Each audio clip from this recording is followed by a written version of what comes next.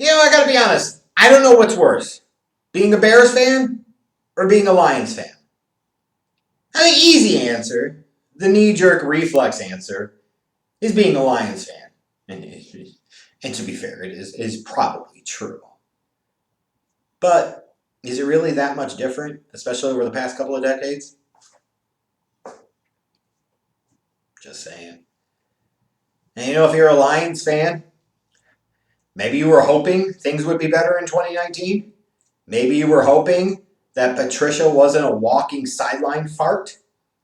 Maybe you were hoping that Matthew Stafford could actually beat some good teams. Maybe you were hoping that Kerryon Johnson was going to carry that team in that running game and you were going to sneak into the playoffs, and then the season started and all that crap didn't happen. The Lions got 8 games out of Matthew Stafford, which I'm sure part of it was once he realized just how bad it was going for the season, there was a decision made to hold out Stafford for the rest of the year. That certainly makes sense. But, for a guy, unfortunately, that after a rough start to his career in terms of durability to where it really made you question what was going on with Stafford, this is a guy that had made every single start for the previous, 8 seasons, going back to 2011?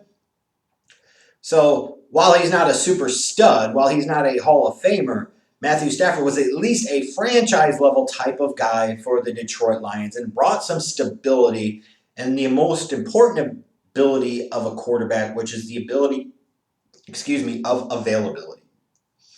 And the Lions couldn't even get that in 2019.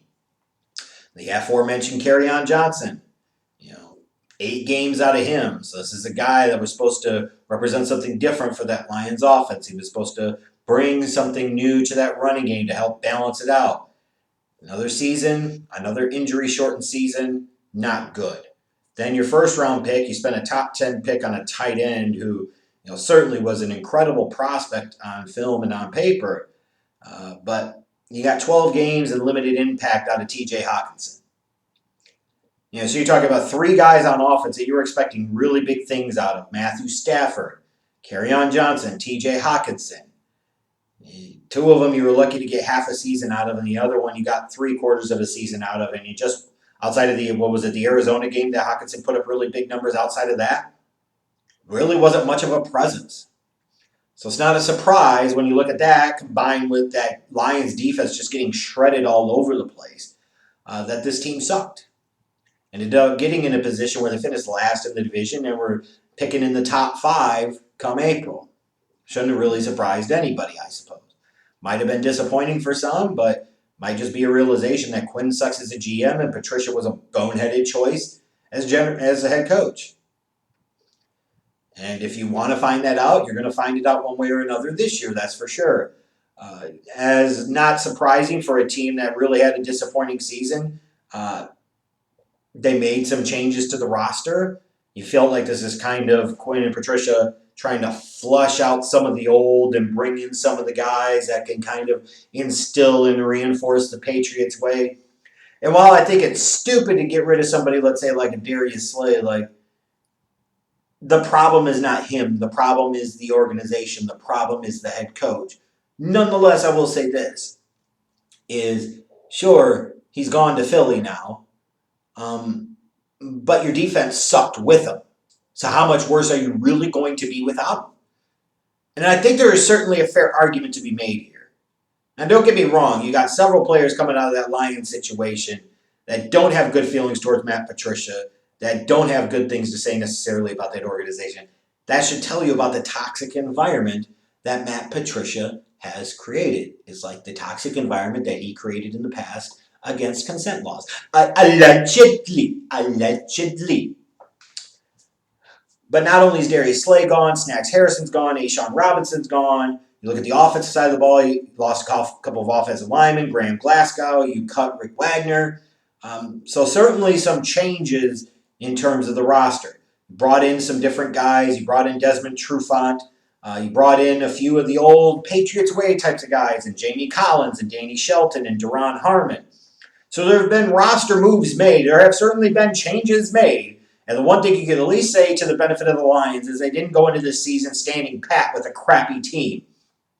They made changes and they did things, and it appears tried to change something about the culture and the environment. But just because you change doesn't automatically make that a good change. But at least they made some type of change. Now, going into the draft, they were sitting in a position where they just kind of needed to take the best player available. Probably worked out that way with getting Jeffrey Okudah, the corner from Ohio State. It was a good combination of best player available, position of need. You don't have Darius Slay anymore, so you got to have something there. Again, I kind of look at that as kind of foolishness to sit there and trade away a really good corner, let go of a really good corner, and then you immediately draft one with the top 5 pick. Is not exactly a successful formula for building a winning organization, but what else would you expect out of the Detroit Lions and some other teams as well, admittedly. Then it was a bit of surprise in round 2, but maybe not so much that they took DeAndre Swift, the running back from Georgia. You look at it and you say, okay, they had invested a second-round pick a couple years ago in Kerryon Johnson. Now they're doing it again with DeAndre Swift, and the bottom line is that Kerryon Johnson's been in the doghouse with Patricia at times, and at other times just hasn't been able to stay on the field. You look at Swift, he brings a more explosive change of pace type of element. They had to pick somebody like that, even if you're not in love with the pick. Like, just from a philosophical standpoint, certainly makes a ton of sense. Because you needed somebody else, because you can't lose Kerryon and then you have absolutely nothing there. And best case scenario, you have both of those guys healthy. You got a nice young 1-2 tandem at the running back position. What's wrong with that? Just saying. So when you look at the Lions this year, I think you do have some reasons for optimism. Matthew Stafford is back and healthy. We'll see for how long.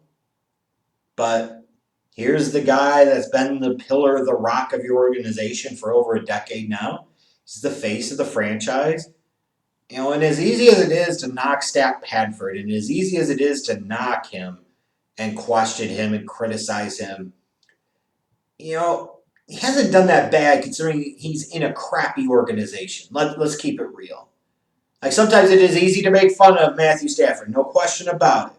Easy to poke holes in his game, easy to criticize him, and some of the stat padding that comes out of garbage time play and so forth, the failure to beat good teams, But how many guys could you really throw into that Detroit organization situation over the past decade, and you would have gotten a whole hell of a lot more out of them than what Matthew Stafford has? I'm just saying. Like, he's not perfect, but he's still pretty good. And to be able to potentially have him back in the fold and healthy for a whole season obviously makes the Detroit Lions a lot better. In terms of the offensive side of the ball, Kenny Golladay had a great year in 2019. You would expect he's going to be chasing some big money soon. You would expect now with Matthew Stafford, you've upgraded quarterback. Golladay might be in for an even better 2020. I also think Stafford being back might help you to get more out of your top 10 pick from the year before in TJ Hockenson. Now, if you're talking about a team that you say, if you want to be really optimistic, if you're a Lions fan and you say, okay, we've got Matthew Stafford back. So we've got a really good quarterback. Maybe not a great one, maybe not an icon type of guy, but a really good one. You could win some games with him. A 1-2 combination at running back that is at least competent, potentially, with Kerryon Johnson and DeAndre Swift.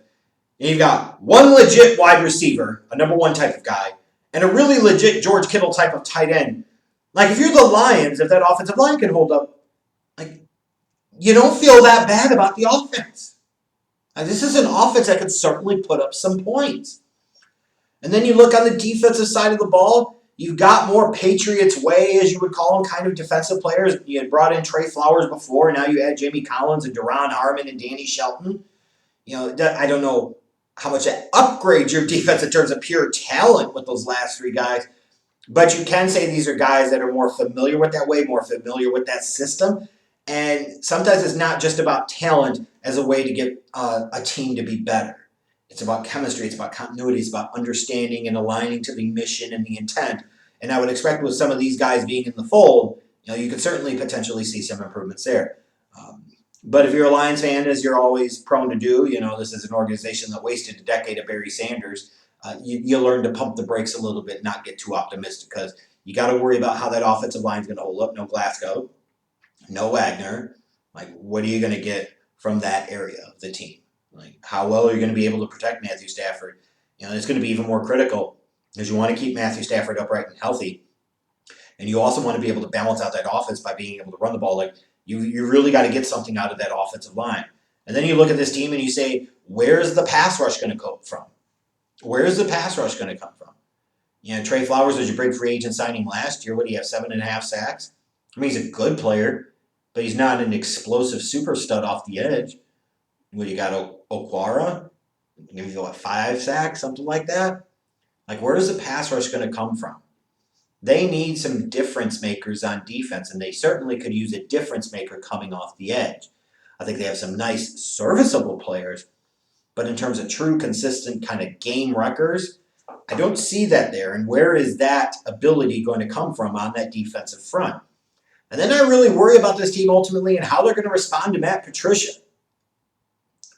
In 2 years, he's proven to me to be nothing but a clown show and yet another wilted branch off of the Belichick coaching tree. Why would you have confidence all of a sudden that in year 3 that this guy's going to figure it out? And where there's smoke, there's fire. When you see several guys that have been with that team knocking Patricia and talking about the culture and talking about the way he conducts things, that's a problem. It's showing that he was better as an underling where he can be in charge of one specific unit, as opposed to when they become a head coach, the perspective has to change. It must change. The view changes. The way you interact with people changes. The style of leadership has to adjust. And clearly whatever has happened the first 2 years has not been good. Like, this was so dumb. If it was going to be this bad, you might as well have kept Jim Caldwell. Seriously. What would have been the difference? Well, the difference would have been you might actually won more games. Now, I think the Lions will be better in 2020. I do. I think there is certainly a chance that with Stafford back, if you keep the key guys on offense healthy and you keep Stafford healthy, like, this is a team that could get into the 9-10 win category if you have any improvement on the defense at all. They certainly can. It might mean they have to outscore people a bunch in order to do that, like more of the 30-27 type of variety, but this is a team that still could win 9 or 10 games. I have no faith or trust in Patricia that he could coach a team to do that, mind you, but the potential is still there. But that defense still needs a lot of work. That offense, if one of those key players that I mentioned earlier goes down, because you'll be right back into a similar spot as you were in 2019. After 2 years, like, even if you are a Lions fan, do you really want this year to go that well? Do you really want to be tied to Patricia for a few more years? I think they'll be improved. I think they will show some progress and growth. But I look at the Lions, and I really think they're at best a 7-9 football team. Who knows what happens with this season? Like, so many of these predictions I made could be right or could be totally ass wrong. Could be. But I see improvement, but I don't see a lot of reason for huge optimism or huge, excitement. A little bit better just puts them into the mediocre category, which is, more typical bad Detroit Lions stuff, really.